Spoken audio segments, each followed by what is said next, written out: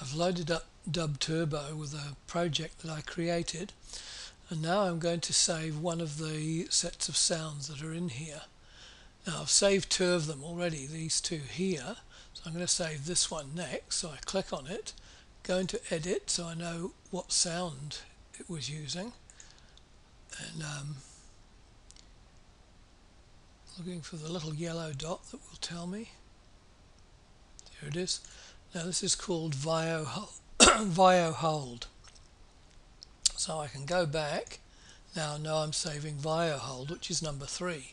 So I turn down the volume on all of them except number 3 and leave that at the volume that I'd set it to. And now I'm going to click on Export. Okay, that's almost done. Now click on Export, give it the name, File, and save it in a special folder I created. Save it so it's saved as a separate file now. And I'll carry on doing each of those, but I'll stop the recording for the moment. Before I save the next one, I have to go to Open, and I reopen the file, because if I don't, I won't have the right settings for it. So I've reopened the file, and now these are all set to the correct level. So I'll pause it again. Start to manipulate them. So I'll pause it again. Opened one file. I'm then going to go to Project here and import audio, and I've got to number 3, so I'm going to import number 4 now, and so it's added to the files I have in Audacity. You'll notice here that I've got a number on the end of each file name, so I know what order it was in my DubTurbo program. And this is the last one, number 9, so open that, and now we have all of these files in here that we can work with. Okay, all in the order in which they were created in DubTurbo. In order to work with one file, I have to go down and select mute on each of the files down here so that they won't play when I want to listen to and deal with just one of the files. Just make sure you don't click on this X, because that deletes them from the list, and you don't actually want to do that, because then you have to re-import them again. So I've now muted all the files except for the top one here, and now the first thing I want to do with this file is to position it using the stereo. I've created a diagram in Paint so that I can work out where in the stereo spectrum I want to put my sounds that I have here. So this is the left side, this is the middle, and that's the right. So I'm going to put my drum bass in the middle, and Crunk 2 and Crunk 2B in the middle, because they're all bass or main beat sounds. Then Vio Hold 3, I'm going to put Fairway to the left, and Violin 4, I'm going to put Fairway to the right. Now I've got a number after each one, which is the number, the order in which they are in Audacity and in DubTurbo. So I'm going to put piano there, guitar drop there, phaser 5 toner mid. It's going to go, it's easier to put there. So I've got this one right to the left, this in the middle of the left, this closer to the middle of the whole thing. These are in the middle, and then the piano's in the middle of the right, and the violin 4 is off to the right there. So I'm going to use this diagram in order to set the the stereo position of each of my sounds. That way I won't get lost about what I'm doing, so it gives me a diagram to work from. Right, coming back to Audacity, this first one here is Crunk 2, Crunk 2B. I don't need to alter them, I need to leave them the left and right untouched there.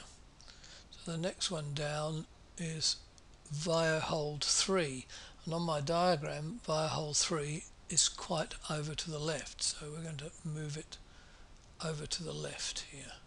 So it's quite a long way over to the left, so when I play it, if I unmute it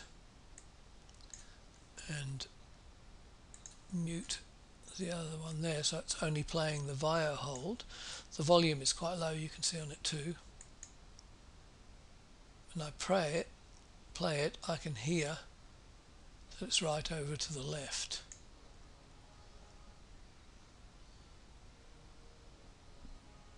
Yeah, it's clearly sounding to my left on there. I've now shifted my instruments about in the stereo band, and I tried a comparison with the DubTurbo output and the results I'm getting from having shifted things, and the DubTurbo is still surprisingly good, but having done this shifting about, it actually increases the stereo feeling of the beat, so it gives it just a little bit more oomph having done all of this work with it. The next step is to use the compressor. Now, to get the best result you need to experiment a bit with the compressor, but I don't have time to experiment with it, so I'm just going to go through and use it. So if we come up here, click on Effect, I have to highlight what I want to actually work with.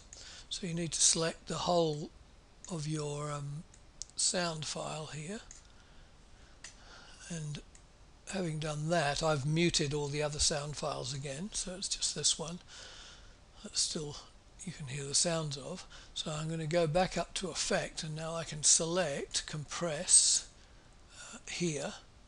Now some of the options here in Compress, you can move these thresholds about here. So if I bring that threshold down a bit because it's a little bit high, make sure normalize to no decibels after compressing, because what you're trying to do is avoid it clipping, and then push the ratio up. What you're trying to do is flatten that top bit a bit more,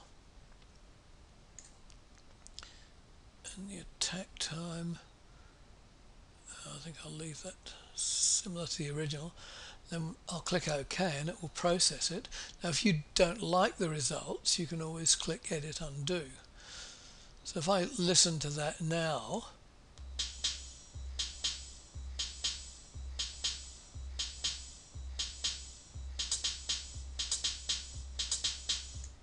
and then if I compare it, reset it, and then compare it to, I'll undo the compressor, then compare to what it sounded like before that. Yeah, it's got a much stronger sound the second time through. So I'll redo compressor there to press the stop button here. So we'll go back to Effect. I can probably use Edit now, redo compressor. So I'll keep that sound as it is. But one of the things I need to be careful of is I don't want to change the relationships of the volumes here to each other. I want to keep the same relationship of volume.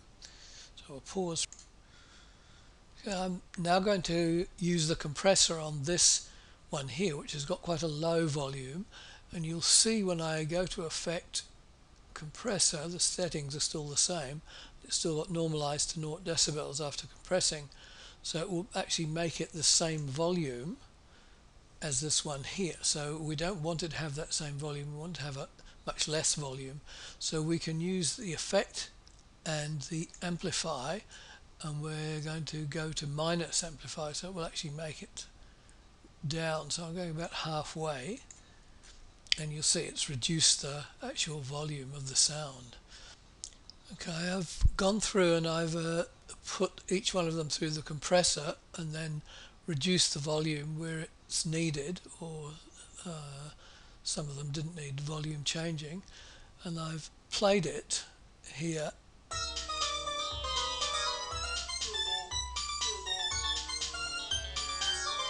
and it's got much more presence than the first file I got out of DubTurbo. The DubTurbo one is not bad, but this has just got that little bit extra now that I've done those changes to it. Okay, I've put it through the equalization filter, and when I did, it changed from what it looks like now to that, and it actually gave a sound that's much crisper and sharper. It had a little bit extra to it than it had before. It's also made the sound a bit louder as well, so I might possibly have to put the volume through it to mute it a little bit, but I'm quite pleased with the end result. Now I'll show you how I did that. I'll just turn off the equalization. I selected the file, the sound file that I want to work with. I've muted all the other ones, so it's just this one that's there at the moment. And if let's go to Effect and down to Equalization, we've got a line here, and we want to make this line into a curve. So I'm going to click on the line and drag it up, and then I'm going to drag the two lines down here.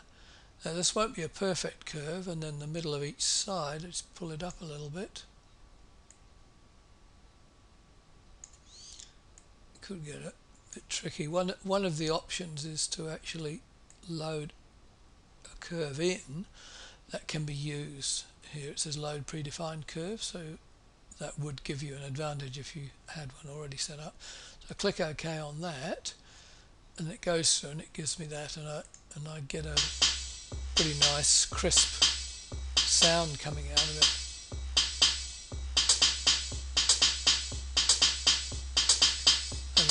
And the stereo is nice on the left. There's a little bit of so I'm quite happy with the way that sound has turned out. So I'm going to go through and use the equalizer on each of the other sounds.